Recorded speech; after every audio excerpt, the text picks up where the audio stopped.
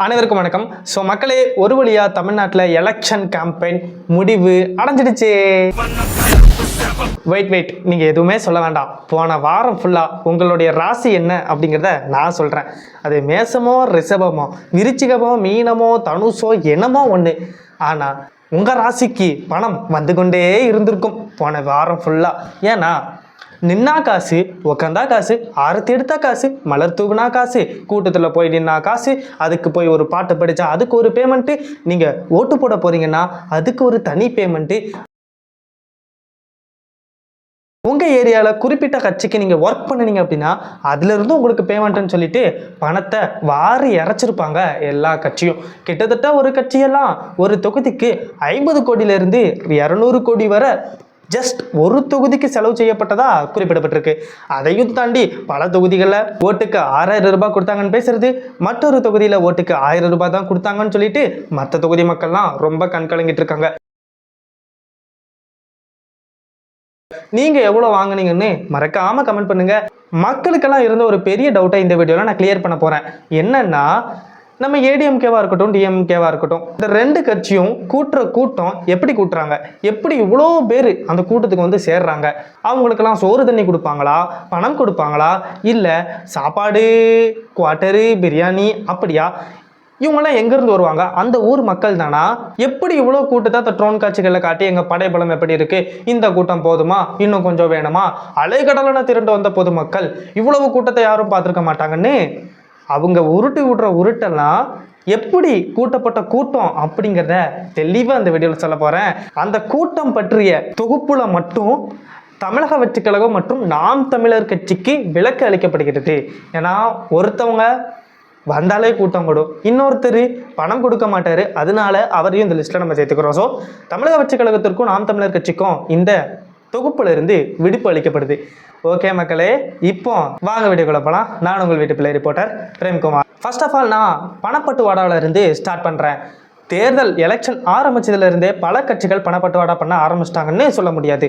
ஆனால் election campaign முடிஞ்ச உடனே பணப்பட்டுவாடாவை ஸ்டார்ட் பண்ணியிருக்கிறாங்க.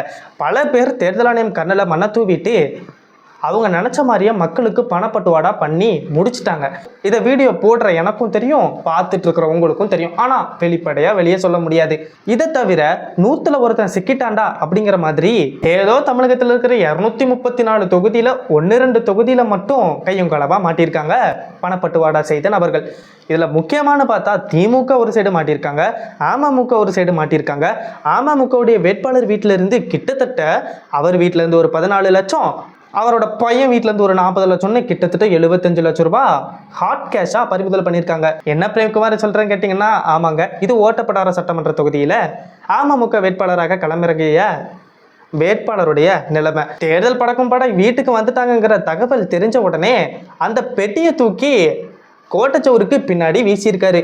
எங்கே இருந்தாலும் நாங்கள் கண்டுபிடிச்சே தீர்வோன்னு அந்த பெட்டியை தேர்தல் படக்கும் வரை கண்டுபிடிச்சி பணத்தை சீஸ் பண்ணிட்டாங்க.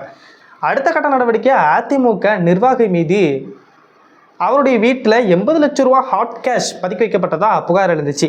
அதை தேர்தல் ஆணையம் போய் தேடி கண்டுபிடிச்சி அதையும் பறிமுதல் பண்ணிட்டாங்க. அதை தவிர முக்கியமான கேஸ் என்னன்னா, கரூர் நாயகன், ஆனால் இப்போ கரூரில் கிடையாது, இப்போ வேற எங்கேயோ இருக்காரு. கரூரில் அவர் போட்டியிடாமல் 20 வருஷமாக கரூரில் போட்டிடுறாரு. ஆனால் கரூர் வேண்டான்னு சொல்லிட்டு அவருக்கு கோவை தெற்க கொடுத்தாங்க.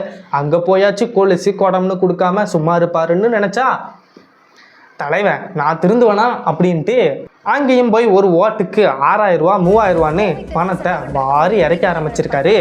இதை பார்த்த அதிமுக, டேய் ஒரு 500 கொடுத்தீங்கன்னா நாங்கள் எக்ஸ்ட்ரா 1000 கொடுப்போம், நீங்கள் 1000 கொடுத்தீங்கன்னா நாங்கள் 2000 கொடுப்போம், இப்படி 3000 6000ன்னு கொடுத்தா எங்கள் கஜானால காசு இல்லை சாமி அப்படின்னு சொல்லி அதிமுக ஒரு சைடு புலம்ப ஆரம்பித்து அந்த காரை சீஸ் பண்ணி அவங்களே தேர்தல் ஆணையத்திட்ட ஒப்படைச்சிட்டாங்க. இப்படி கட்டுக்கட்டா பணம் எங்கே பார்க்க முடியும்னு கேட்டிங்கன்னா இந்த எலெக்ஷன் வீக்கில் மட்டும்தான் பார்க்க முடியும். இதை தாண்டி அலைக்கடலான திரளும் கூட்டம், மக்கள் வெள்ளத்தில் இந்த வேட்பாளர் மக்கள் வெள்ளத்தில் மிதந்து வருகிறார். மக்கள் வெள்ளத்தில் மிதக்கிறது, தத்தளிக்கிறது, நீச்சல் தெரியாமல் தண்ணிக்குள்ளே முங்குறது, இந்த கதையெல்லாம் இருக்கட்டும். ஃபஸ்ட்டு இந்த கூட்டத்தை நீங்கள் எப்படி கூட்டுறீங்கன்னு நான் சொல்லட்டுமா? ஃபஸ்ட்டு ஒன்றுமே கிடையாது. கூட்டத்துக்கு முந்தின நாள் நைட்டு ஒவ்வொரு திமுக இப்போ இருக்கிறாங்கன்னா அவங்களுடைய மாவட்ட செயலாளர்கள், கிளை செயலாளர்கள், பாக அமைப்பாளர்கள் எல்லாத்தையும் சொல்லிடுவாங்க.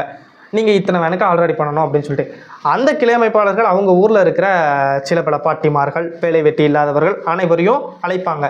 எப்படின்னா, கூட்டத்துக்கு 300 ரூபா தரோம், தண்ணி பாட்டிலு தந்துடுவாங்க, சாப்பாடு கொடுத்துட்டா நல்லது, அப்படி இல்லைனாலும் பரவாயில்ல, வேனு உங்களுக்கு அரேஞ்ச் பண்ணிடுவோம். ஒரு 5 நிமிஷம் தான் வேட்பாளர் வந்து பேசுகிற மாதிரி இருப்பார், இல்லாட்டி ஒரு நட்சத்திரமாக இருக்கட்டும், ஒரு 5 நிமிஷம் தான் பேசுவாங்க, அடுத்த வீட்டுக்கு வந்துடலாம். காலையில் 8 மணிக்கு போனீங்கன்னா 10 மணிக்கு கூட்டத்தை முடித்து அனுப்பி வச்சிருவோன்னு சொல்லி வேனை ஏற்றி கூட்டிகிட்டு போவாங்க.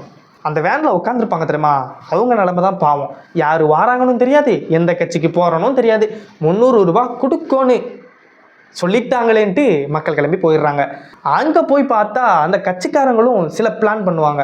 எப்படின்னா, கூட்டம் நடக்கிற இடம் எப்போவுமே பார்த்திங்கன்னா ஒரு ஸ்ட்ரைட் ரோடாக இருக்கவே இருக்காது, ஒரு 3 முக்கு சந்து மாதிரி இருக்கும். ஒரு மிகப்பெரிய தொகுதியில் ஒரு 3 முக்கு சந்து மாதிரி ஒரு இடத்த தேர்ந்தெடுத்து வச்சுக்கிடுவாங்க ஊருக்கு ஒதுக்குப்புறமா. அந்த 3 வழி சாலையில் வேட்பாளர் ஒரு வழி சாலை வழியாக வருவார். அங்கேயும் மக்கள் நிற்பாங்க, இந்த சைடு மக்கள் நிற்பாங்க, அங்கேயும் மக்கள் நிற்பாங்க. அப்போ ட்ரோன் ஷாட் எடுத்திங்கன்னா எங்கே பார்த்தாலும் மக்கள் கூட்டம் இருக்கிற மாதிரி தான் தெரியும். அதுதான் வழக்கம். இப்படி ஸ்ட்ராட்டஜி போட்டு மக்கள் வெள்ளத்தை காட்டுவாங்க. அது மட்டும் இல்லாமல் நான் ஒரு கூட்டம் பார்த்தேன், எனக்கு ரொம்ப காமெடியாக இருந்துச்சு. 7 மணி சொல்லி கூட்டு போயிட்டாங்க, 10 மணி வரேன்னு சொல்லியிருக்காங்க. வேட்பாளர் வேற தாமதமாயிடுச்சு. வேட்பாளர் வந்தார், கையை காமிச்சுக்கிட்டே வந்தார். நம்ம தமிழ்நாட்டிலேயே ரொம்ப முக்கியமான வேட்பாளர் யாருன்னு நீங்களே நினச்சிக்கோங்க. அவர் கிராஸ் ஆகுறாரு, ஒரு வழியாக வரணும்ல, ஒரு வழியாக அவர் கிராஸ் ஆகுறாரு. அவருக்கு மக்கள்லாம் கை கட்டுறாங்க, ஆரவாரம் பண்ணுறாங்க. சரி, அப்போ நான் நினச்சேன், ஓகே, பணத்துக்குனாலும் பார்த்தோன்னே கத்துறாங்களே, அப்போ பேசுகிறதெல்லாம் கேட்பாங்க, ஒரு பெனிஃபிட் தான் கட்சிக்கு அப்படின்னு நினச்சேன்.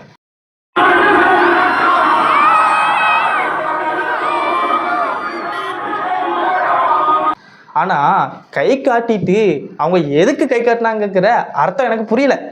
அப்புறம் புரிஞ்சிச்சு, நீங்கள் வந்துட்டீங்க, நல்ல வேலை, நாங்கள் கிளம்புறோம் அப்படின்னு டாட்டா காட்டியிருக்காங்க.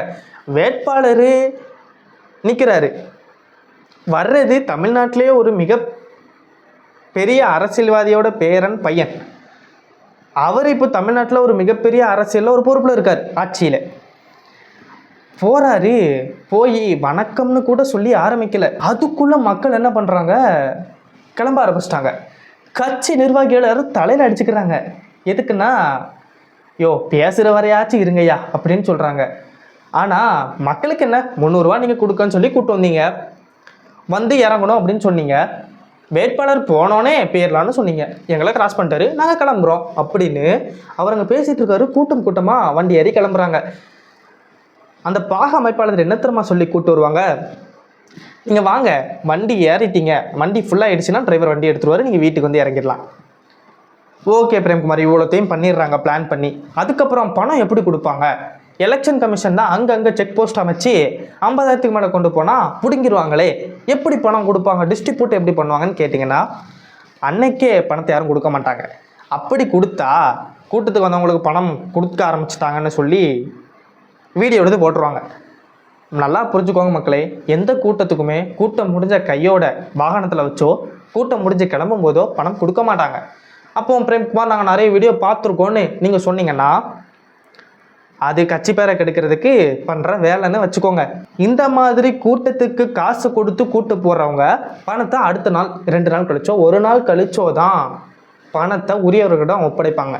இப்போ எலெக்ஷன் கேம்பெயின் தமிழ்நாட்டில் தீவிரமாக போச்சு. ஒரு 10 நாளாக ரொம்ப தீவிரமாக போச்சு. அந்த 10 நாளும் ஒரு கூட்டத்துக்கு நீங்கள் போயிருந்தீங்கன்னா, காலையிலையும் கூட்டம் நடக்கும், சாயங்காலமும் நடக்கும், மதியமும் நடக்கும். நீங்கள் ஒரு கூட்டத்துக்கு போனீங்கன்னா கூட உங்களுக்கு கிடைக்கிற அமௌண்ட்டு 300 ரூபா, 30 30,000 ரூபா. அது போக நீங்கள் அந்த ஒரு ஸ்லிப் தருவாங்க, அதெல்லாம் எழுதி கொடுத்தீங்க, அதெல்லாம் டிஸ்ட்ரிபியூட் பண்ணீங்க, பாக அமைப்பாளராக செயல்பட்டீங்க, பூத் ஏஜெண்ட்டாக செயல்பட்டீங்கன்னா அதுக்கு உங்களுக்கு தனி பேமெண்ட்டு அப்படின்னு சொல்லி எலெக்ஷனை வச்சு பல ரூபா நிறைய பேர் சம்பாதிச்சிருப்பீங்க. அதை வச்சு தான் நான் சொன்னேன், உங்களுடைய ராசியெல்லாம் உச்சத்தில் இருக்குது, பணம் வரவா இருந்திருக்கும் இந்த ஒரு வாரத்தில்னு உங்கள்கிட்ட சொன்னேன். நான் உண்மைதான் சொல்லியிருக்கேன்னு நினைக்கிறேன், யாரும் இதை மறுக்க மாட்டீங்கன்னு நினைக்கிறேன். தேர்தல் ஆணையம் கண்ணில் பட்டு பல கோடி ரூபாய் பணம் தேர்தல் ஆணையத்தால் பறிமுதல் செய்யப்பட்டு பூட்டி வச்சுருக்காங்க. மக்களே, நான் இப்போ சொல்கிறேன், நீங்களும் காசு வாங்கியிருப்பீங்கன்னு எனக்கு தெரியும், யார் யார் வாங்கியிருக்க மாட்டீங்கன்னு எனக்கு தெரியும். ஆனால் வாங்குறீங்க, வாங்கலை, ஓகே, நீங்கள் காசு கையில் வந்தோடனே அந்த காசை பார்த்தோன்னே நீங்கள் மனம் மாறிவிடக்கூடாது. ஏன்னா அது உங்கள் காசு. ஐயோ காசு கொடுக்குறாங்க, ஐயோ மாதம் மாதம் காசு வருது, ஐயோ லேப்டாப் கொடுத்தாங்க, அச்சோ பிள்ளைகள் படிப்புக்கு காசு கொடுத்தாங்க, நகையை தள்ளுபடி பண்ணுவாங்கன்னு சொல்லி உங்கள் மைண்டை யோசிச்சிடக்கூடாது. அப்படி யோசித்தா பல பேர் நைட்டும் பகலும் தூங்காமல் பண்ண வேலைக்கெல்லாம் வேஸ்ட்டு தான். பல பேர் ரோட்டில் இறங்கி போராடின போராட்டங்கள் எல்லாமே வேஸ்ட்டு தான்.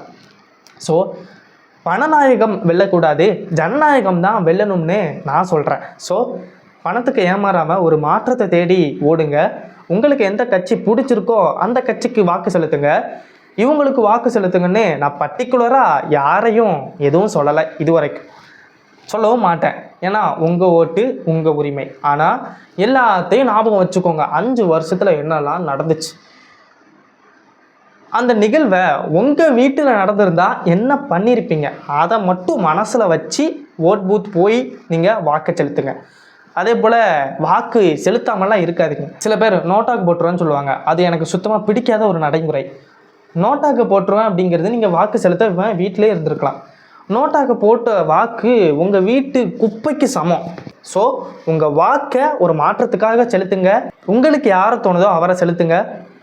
யார் வெற்றி பெறுவா என்பதை நம்ம பார்க்கலாம். மக்களே, மறக்காமல் எலெக்ஷன் அன்னைக்கு காலையிலேயே எந்திரிச்சு நல்லா தலையை சீவி போட்டு வச்சு குளித்து கிளம்பி பவுடரெல்லாம் அடிச்சுட்டு போய் மறக்காமல் வாக்கு செலுத்திடுங்க அப்படிங்கிறத சொல்லிக்கொண்டு இந்த வீடியோ முடிச்சுக்கிறேன். பணம் வந்தோடனே மக்கள் மனம் மாற மாட்டாங்க. இந்த 5 வருஷம் நடந்ததை மக்கள் மறக்க மாட்டாங்கன்னு சொல்லிக்கொண்டு இந்த வீடியோ முடிச்சுக்கிறேன். நன்றி, வணக்கம்.